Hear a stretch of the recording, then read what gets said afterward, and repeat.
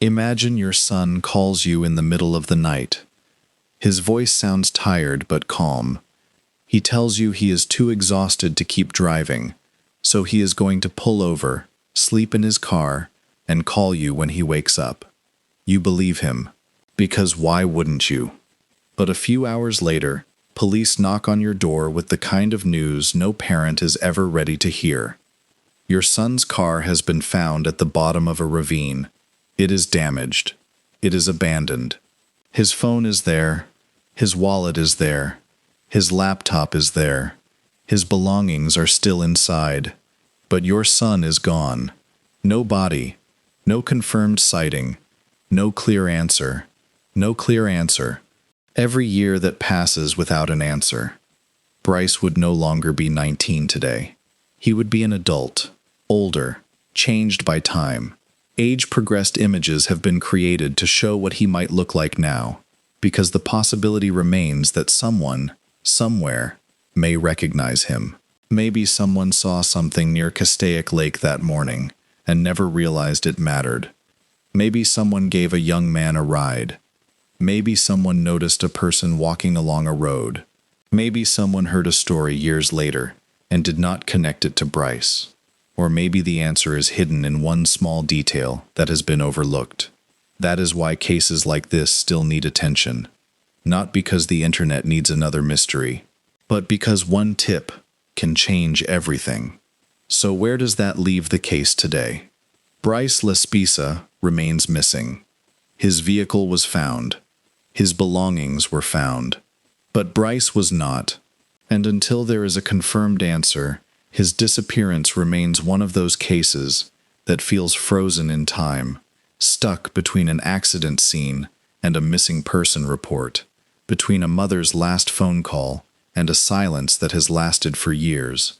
So as you think about this case, do not just ask, what happened to Bryce? Ask something deeper. What would make a 19-year-old leave everything behind?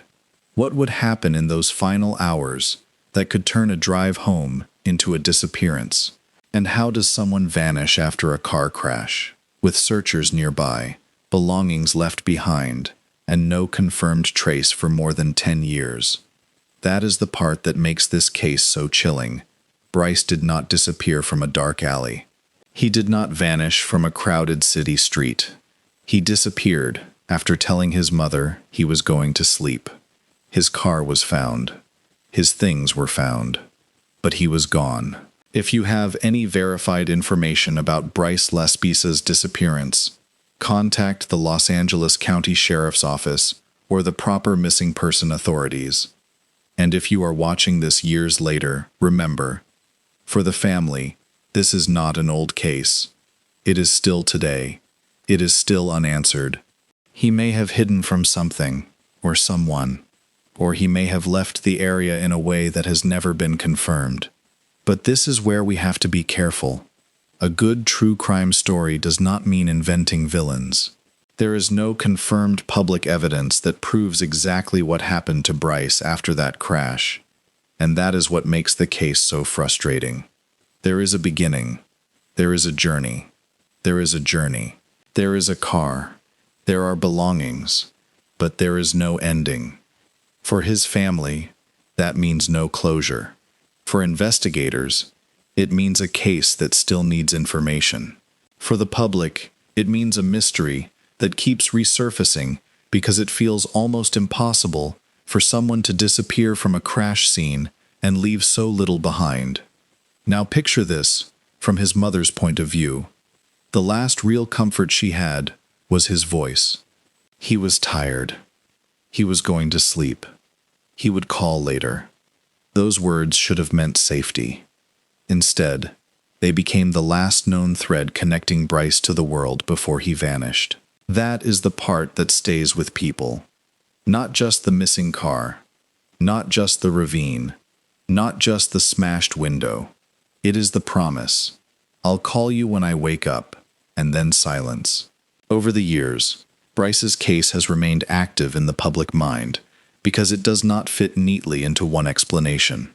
If it was an accident, where is he? If he walked away, why leave the things that could help him? If he wanted to disappear, why choose that place, that moment, after a crash? If someone else became involved, where is the evidence? Every theory runs into a wall, and behind that wall is a family still waiting. One of the most important things to remember is that missing person cases do not end just because years pass.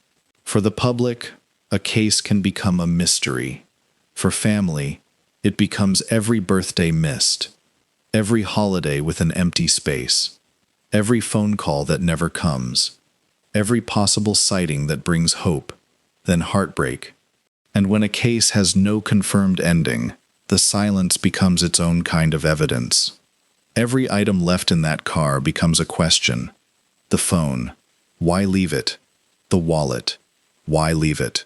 The wallet, why leave it? The laptop, why leave it? The smashed rear window. Was it broken during the crash? Was it broken so Bryce could escape? Did someone else break it? Was Bryce injured, scared, confused, or trying to get away? These are the questions that keep this case alive. But there is another reason Bryce's disappearance stays with people. It feels like a case where the warning signs were there before the final moment. A young man is driving home. He talks to people. He says he is tired. He delays. He does not arrive when expected. Then the car is found, but he is not. That creates a horrifying feeling for anyone watching the case from the outside, because you keep asking yourself, was there a moment when this could have been stopped? Was there one phone call, one decision, one person, one traffic stop, one delay that could have changed everything? And that is why Bryce's story is not just scary.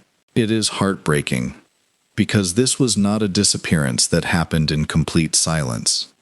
There were conversations, there was movement, there was time, there was a chance for the people who loved him to believe he was still okay. And then suddenly, he was gone. Now let's focus on the location. Castaic Lake is in Los Angeles County, California. It is the kind of place where, if someone disappeared into the terrain, finding them would not necessarily be easy. There are roads, slopes, brush, and water nearby. If Bryce walked away after the crash, several possibilities open. He may have tried to find help. He may have been disoriented. He may have been hurt and not thinking clearly. Because he never did. Hours later, Bryce's beige 2003 Toyota Highlander was discovered near Castaic Lake, off Lake Hughes Road. The vehicle was down in a ravine. It was lying on its side. The rear window was smashed. But when authorities checked the car, they found something even more confusing. Bryce's personal belongings were still there. His phone was there. His wallet was there. His laptop was there. Things most people would take if they were planning to disappear. Things most people would need if they were trying to start over. But Bryce himself was nowhere to be found. And that is where this case turns from a missing driver case into one of the most disturbing unsolved disappearances in California. Because if Bryce survived the crash, where did he go? If he was injured, why was he not found nearby? If someone helped him, why has there been no confirmed answer? If he walked away, why leave behind items that could help him survive? And if something happened to him after the crash, who saw him? That morning, search efforts began in the area around Castaic Lake. Think about the scene. A vehicle at the bottom of a ravine. A young man missing. A family desperate for answers.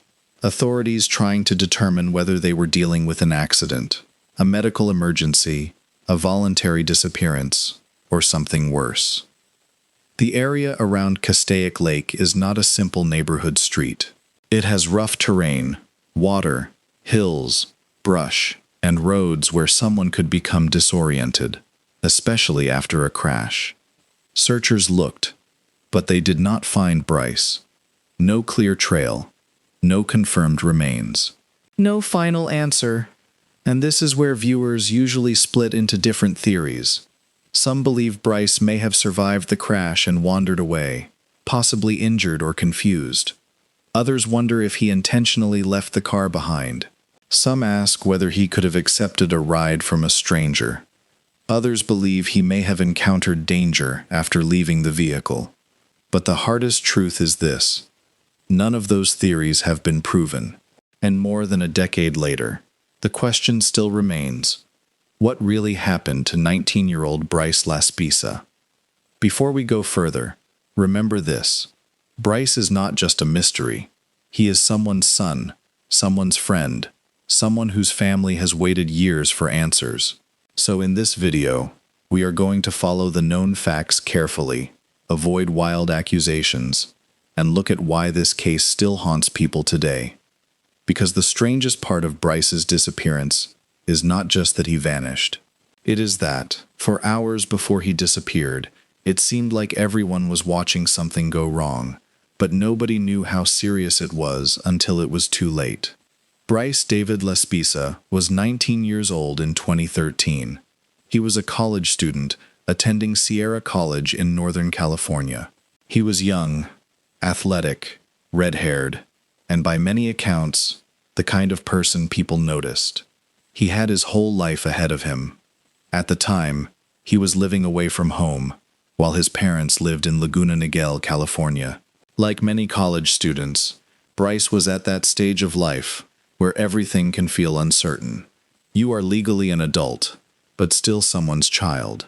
You are trying to figure out school, relationships, identity, pressure, independence, and what your future is supposed to look like. But in late August 2013, something changed.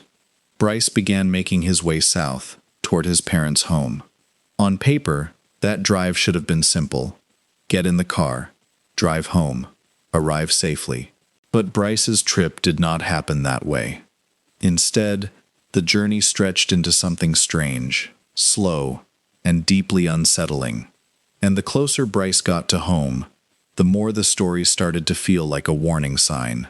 At some point, Bryce spoke with his mother. He told her he was tired. He said he was going to stop and sleep in his car. He promised he would call her when he woke up. That one sentence is what makes this case so painful. I'll call you when I wake up. And somewhere, somehow, someone may know what happened after Bryce's car went into that ravine. Until that answer comes, the last known promise remains painfully unfinished. I'll call you when I wake up.